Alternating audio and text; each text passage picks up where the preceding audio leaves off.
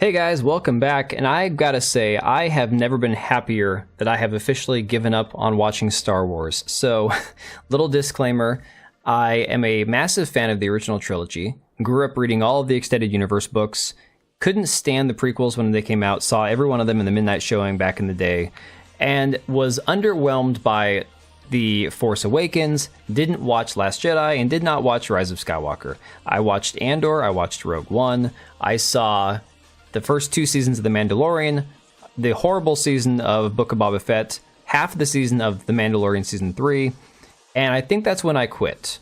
I did not watch Ahsoka, it seemed as boring as it could get. Obi-Wan looked terrible, and I think that's all the shows. There might have been one more in there that I can't recall. But I told myself I am not going to give Disney my money, I'm not going to give them my views. There's plenty of other people who are going to do that, who are going to suffer through this show, and sure enough, I am not disappointed. I have heard all I need to, and we're going to talk about this. Just FYI, there's going to be some spoilers in this, so if for some weird reason you haven't watched The Acolyte yet, just keep that in mind. We are going to go through some spoilers. So this article here from That Park Place has kind of touched on a lot of the issues we're seeing in the media when it comes to the coverage of this show, the shills running cover for it. A lot of the people who are saying this thing is terrible, but I'm not going to say it's awful because, you know, DEI, and I gotta support Disney, because if I don't support Disney, I'm going to look like one of the bigots in the non-access media. So you have here Kathleen Kennedy, Dave Filoni, and Leslie Headland, probably the 3 biggest issues with Lucasfilm today. If I'm being honest, I think I can't tell if, honestly, Kathleen Kennedy and Dave Filoni, which one's worse. Because honestly, Dave Filoni has gotten to the point where I think he is as big a traitor as Kathleen Kennedy. So the article says, to no one's surprise, members of the Access media are blaming fans for ruining Star Wars rather than Lucasfilm employees who are pushing queer, feminist, and woke agendas. The latest attack on fans comes from Livy Scott in an article at Inverse titled, The Acolyte Isn't Ruining Star Wars, You Are. And that's really what it comes down to. You have an inferior product that's being pushed out, full of different political and ideological agendas, like the LGBTQ agenda, and, you know, making the women, the strong, independent women, the focus of Star Wars, when Star Wars is a 70% plus male audience across the board. Even currently today, the statistics don't lie. The majority of the audience is male. And every time they try to appeal to women, they try to appeal to a modern audience, everything falls apart. Viewership falls apart. They waste hundreds of millions of dollars that they never make back. And then they blame the fans when it doesn't make any money. It's the same script we've seen so many times. We've even seen things like how lightsaber colors may not hold as much significance as previously thought in Star Wars. So basically, they have retconned everything to do with Star Wars, and it shows in the numbers. I mean, currently, this could include the numbers from tonight, but I haven't refreshed this yet. We'll take a look. Rotten Tomatoes has it sitting at a 25% audience score for the first 3 episodes. Absolutely abysmal. And then you have this article from Forbes with Eric Kane. Eric Kane, who was very good covering the Rings of Power. He was one of the only people working for the Access media that did not resort to a complete shill when he was discussing Rings of Power. And he's been very honest and very brutal in his reviews of The Acolyte so far. And this article goes on to basically just completely torch this episode as the worst thing Star Wars has ever created. He goes on to say, the 3rd episode of Disney's The Acolyte is an embarrassment to the entire franchise. The same could be said for so much Star Wars these days outside of Andor. And again, yes, Andor was very good. I had some issues with it overall, but it was a very good show. Here's one exchange between 2 characters. May, the Jedi are bad. Osha, the Jedi are good. Later, the same 2 characters, the twin protagonists, antagonists of the story as children in this flashback episode, say to one another, what have you done? What have you done? What have you done? I want to ask Disney the same question. What have you done? It says, this entire episode is a bad joke. We learn that May and Osha lived with their mothers in a society of witches, all of whom are female. It appears they were conceived using the Force or something. Force-using witches that are also apparently frowned upon in this galaxy. They call the Force the thread. I'm getting dark side vibes here, though I'm also getting the sense that this show will try to be all edgy and make the Jedi out to be the bad guys, which we've seen play out about a half dozen times at this point. Osha and May fight with one another constantly and are very, very irritating throughout the episode. Osha wants to leave her people and May wants to stay. When the Jedi show up and ask to test the girls for their Force powers, they agree to fake not having any, but Jedi Master Soul convinces Osha not to lie, and she says she wants to be a Jedi and leave with them against her mother's wishes. May is upset and threatens to kill her sister, locking her in their chambers and burning the entire witch village to the ground, apparently killing everyone. It seems clear that there's more to the story, that somehow the 4 Jedi, Indara, King Tommen, Wookiee Jedi, and Sol are somehow complicit. Sol saves Asha and they escape. May appears to fall to her death, but we know better since this is the 3rd episode. What a disaster. Scattered thoughts. IGN says this episode offers up a lot of tantalizing new layers to how we perceive both the Jedi and the Force, and I would like to know if we use different versions of the word tantalizing. I'm confused about the entire motivation of May, who wants revenge on the Jedi but is actually the one responsible for killing everybody.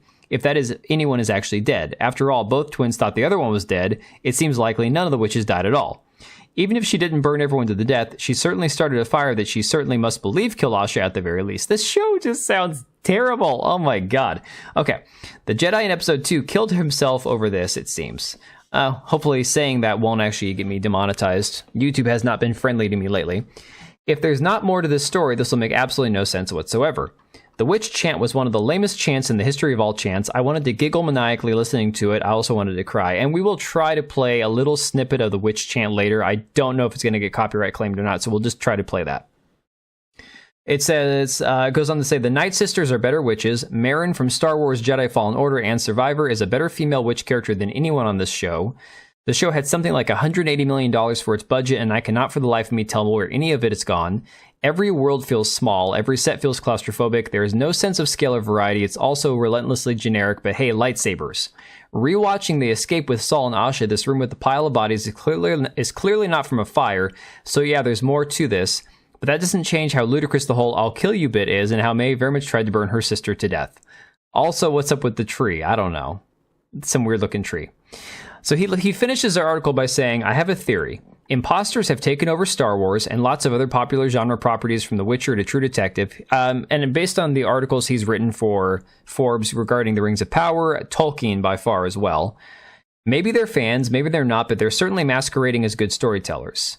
I'd say that Star Wars deserves better stewards, but George Lucas didn't do a very good job of that himself. In fact, this show keeps reminding me of the prequel trilogy, something I'd rather not be reminded of. Ah, well, what a shame. I'll keep watching, obviously, and I really do hope it gets better. In fact, next week's episode, which is too short and has an annoying ending, is leaps and bounds better than this one, so that's something to look forward to. Ouch. So he goes on and scorches this show, and yet says, at least the next episode's a little bit better. Absolutely brutal. And of course, the fan reactions have been amazing, but here's this clip. I'm just going to play a tiny snippet. This is the famous chanting. Power 1, the power of 2, the power of many. All right, so hopefully that doesn't get copyright claimed. Pray to God it doesn't. But seriously, they just go on for like 30 seconds doing this weird ritual thing, chanting this crap over and over and over again. Lily 300 Ramirez says 8 minutes into the Acolyte episode 3 and I'm already done. I don't even think this is the controversial part. This isn't Star Wars anymore. I hate it here. Robot Head says the Acolyte episode 3 made 0 sense, but it did make the Jedi look like total pricks. Disney really hates the Jedi. Disney really brought this scene into the Star Wars universe. And it's these women who are out in the woods screaming. Yep, 100%. Leslie Headland's lesson: if you feel different, don't listen to your parents and trust strangers who reinforce your childish ideas. Not only did they ruin Anakin's redemption, but they also ruined his birth. He is no longer special because he wasn't the first to be conceived through the Force. F Disney Star Wars for destroying my favorite character. Star Wars Theory's reaction here is pretty awesome. Oh my god. This whole show is just one giant therapy session for Leslie. It's true. Honest to God, because when you hear how Leslie Headland described the show pitch, it was Frozen meets Kill Bill. I mean, that pretty much sums it up. And of course, Robot Head talking about Jabba the Hutt would technically be alive during the Acolyte, and he's playing one of the Jedi, talking about the fat Jedi. Now, Eric Kane, the one who wrote the article, again, he pointed out that he thought the Night Sisters from Jedi Fallen Order were really cool, and Marin was an awesome character. I just really thought the witches in Acolyte were cheesy as hell. And whoever wrote that chant, don't go into the chant writing business, okay? And Eric Kane has been attacked as some sort of like MAGA right-wing like extremist, and he is not. From what I can tell, he is left-leaning, apolitical.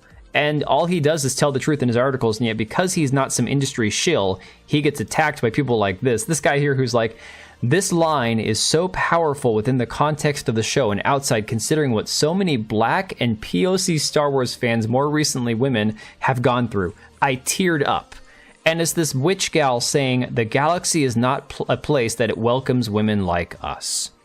So apparently, This person here on Twitter is that 5% of people that this show is intended for, that it's targeted for. Unfortunately, Star Wars has been dying. It's officially dead with this crap. I cannot believe that this actually made it to screen, that this got past the editing room floor. I don't know how much worse it can possibly get. There's only so much more that they can do to this franchise before any interest in it just completely fizzles out. But let me know what you guys think about all this down below. Share your thoughts in the comment section. Please like and subscribe, share the video, and we will catch you on the next one. All right, and if you made it this far, thank you so much for watching the video. Thank you for being here. I do have 2 channels, Minimal Effort Podcast, as well as my gaming channel. I do have a Twitch and Kick for my gaming channel. We do live streams over there occasionally, maybe once a week.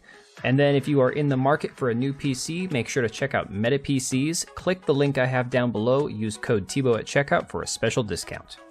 Thanks again for watching, and I will see you next time.